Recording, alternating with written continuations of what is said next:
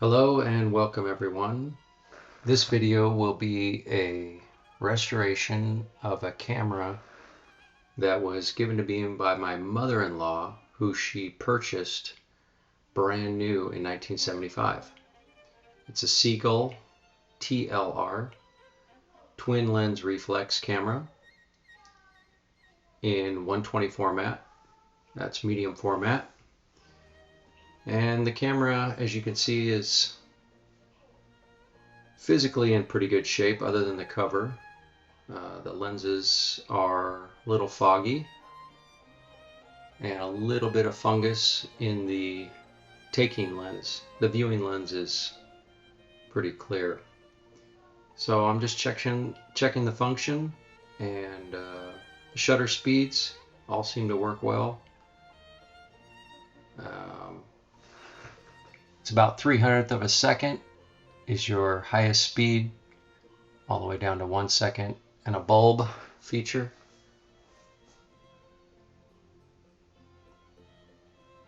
Shutter seems to be working fine, and the times are pretty close considering its age and the fact that it hasn't been used in probably 30 years.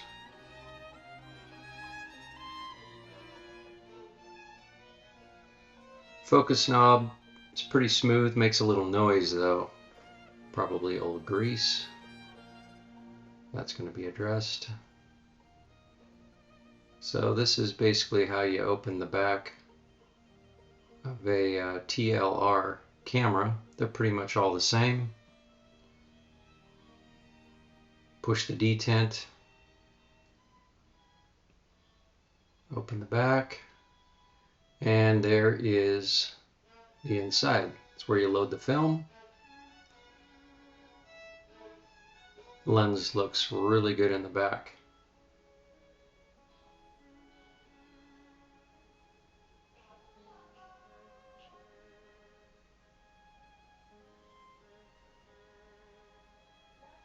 So that's the focusing hood and the ground glass. It's got grid lines on it, and you can see it's really dirty.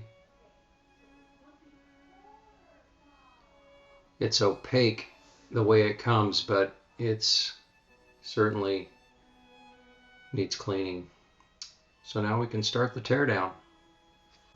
First thing we're going to need is a set of precision screwdrivers. You want to make sure that the screwdrivers you use fit the screws exactly. Length, thickness. So I'll start by removing the hood. There's 4 screws on top.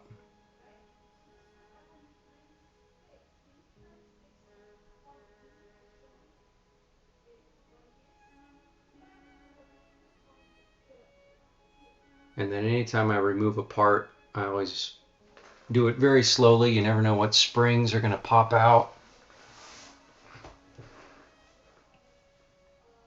Screws are going to get missing, dropped. They go flying. So you can see the mirror, really dirty, also has some fungus. And the interior of that is just really filthy. Just decades of dust. So now I'll remove the strap lugs, brackets from the sides.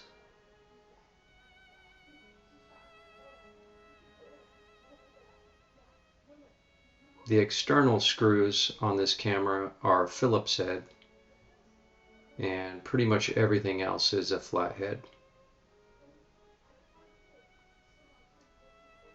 That disc is just a cover for the screw so that the leatherette lays flat.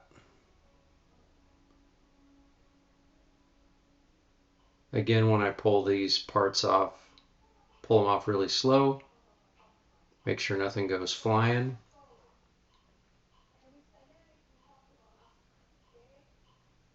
That removes the top cover. Strap lugs hold the pin across the top to allow you to remove the cover.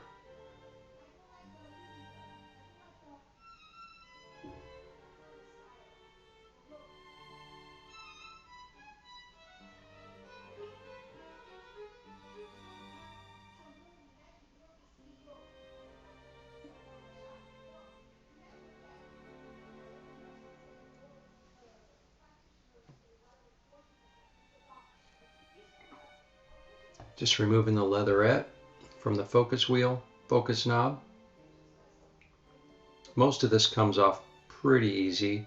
Depends on the adhesive that they use, how long it's been on, how it's been stored.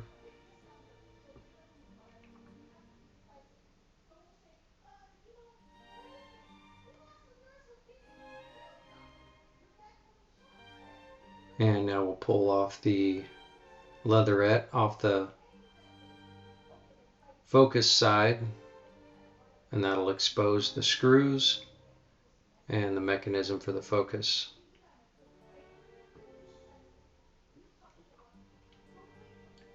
I'll speed this up here.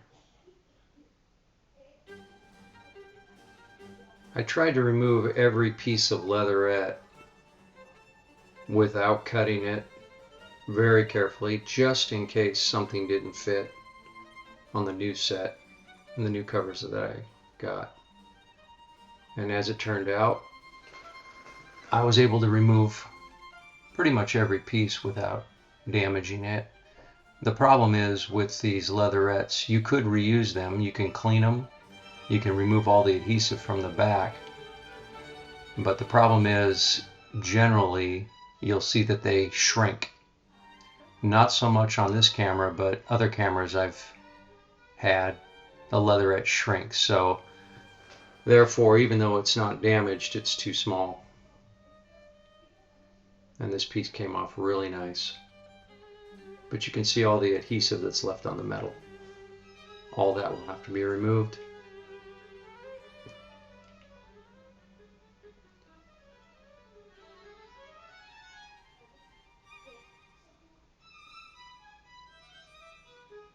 Now I'm just looking for the position of the focus knob and where it sits in the closest focus position. That's 1 meter. Just for reference when I go to reassemble it. Now I'll remove the leatherette from the face.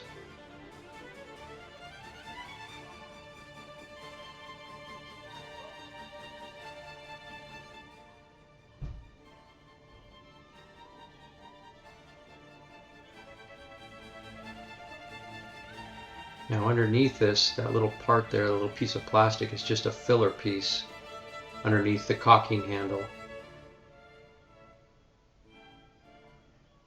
to keep the leatherette flat. Again, I feel I got really lucky on removing this, because generally this stuff is really, really on there.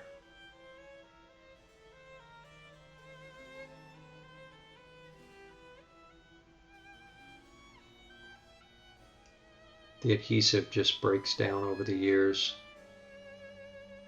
And again, it depends on how it was stored.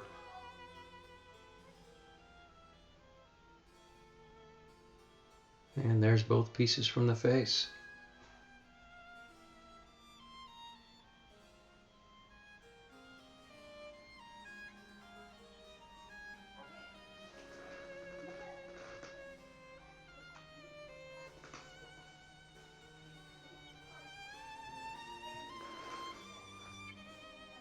This is the side with the take-up spool, the knob for the take-up spool for winding. You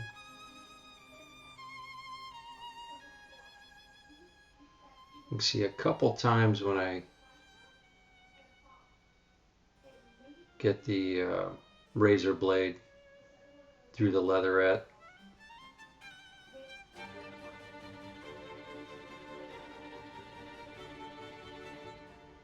This side was probably the most stubborn.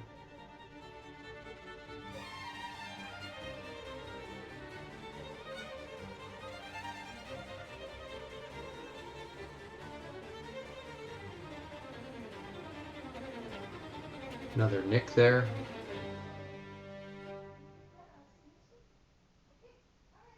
And there it is.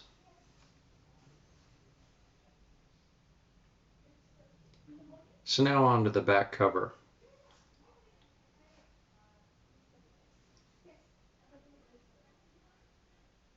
These stands on the bottom, these 4 stand metal stand pieces. They're riveted into the frame of the back. So I did not remove them.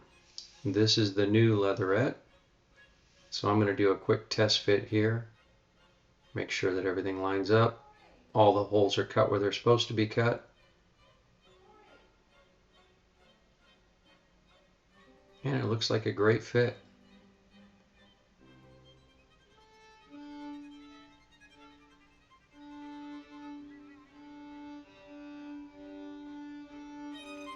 And that new leatherette is cut to go around those riveted feet on the bottom of that as well,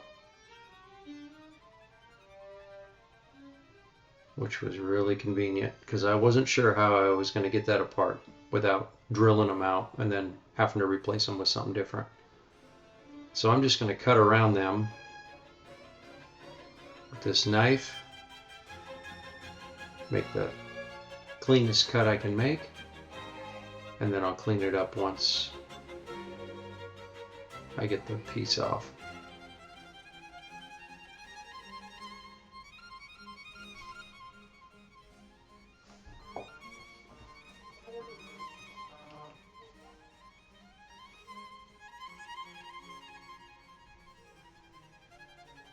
This one in the corner is really stubborn.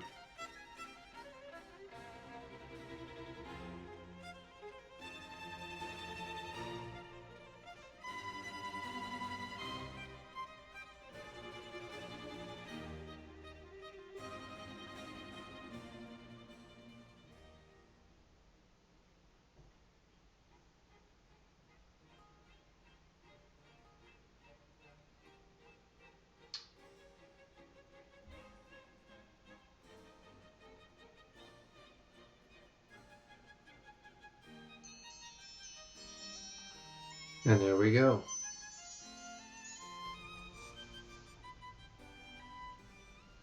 So here's the two pieces side by side. You can see how distorted that other piece is. Just curls up from old age. And now I'll remove the mirror. So it has some fiber washers underneath the screw head there that protect the mirror,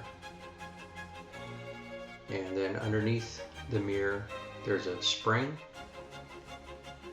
and also a coil spring under the base of it that keeps the position and probably offers some sort of vibration dampening, I suppose.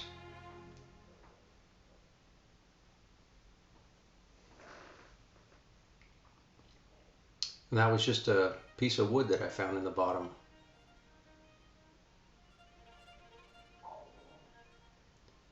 And that's pretty much going to do it for this video. Thanks for watching. I'll continue on.